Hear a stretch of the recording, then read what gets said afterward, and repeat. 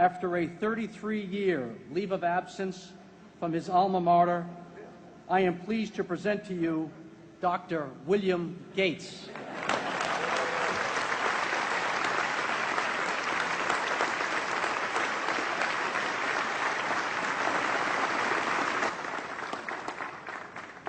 Thank you.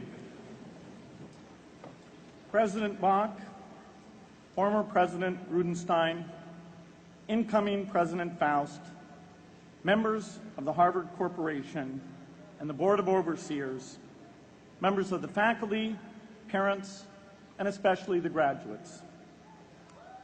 I've been waiting more than 30 years to say this. Dad, I always told you I'd come back and get my degree.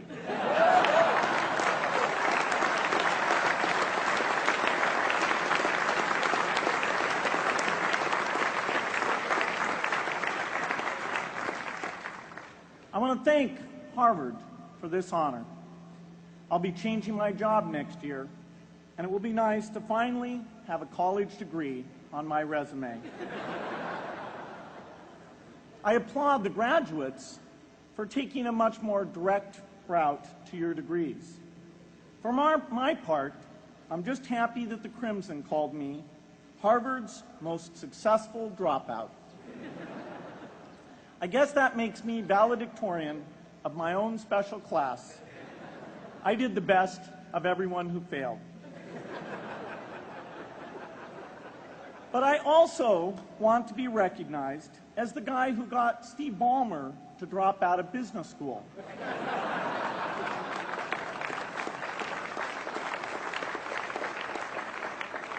I'm a bad influence. That's why I was invited to speak at your graduation. If I'd spoken at your orientation, fewer of you might be here today. One of my biggest memories of Harvard came in January 1975 when I made a call from Courier House to a company in Albuquerque, New Mexico that had begun making the world's first personal computer. I offered to sell them software.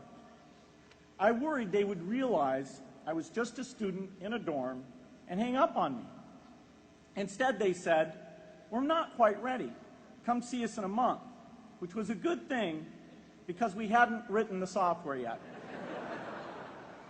From that moment, I worked day and night on the extra credit project that marked the end of my college education and the beginning of a remarkable journey with Microsoft. What I remember above all about Harvard was being in the midst of so much energy and intelligence. It could be exhilarating, intimidating, sometimes even discouraging, but always challenging.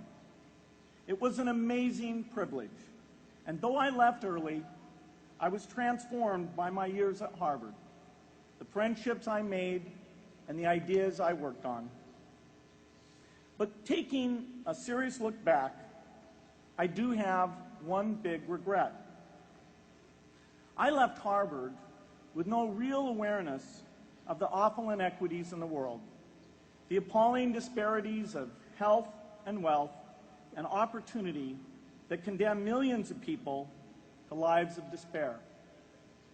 I learned a lot here at Harvard about new ideas in economics and politics. I got great exposure to the advances being made in the sciences. But humanity's greatest advances are not in its discoveries, but in how those discoveries are applied to reduce inequity.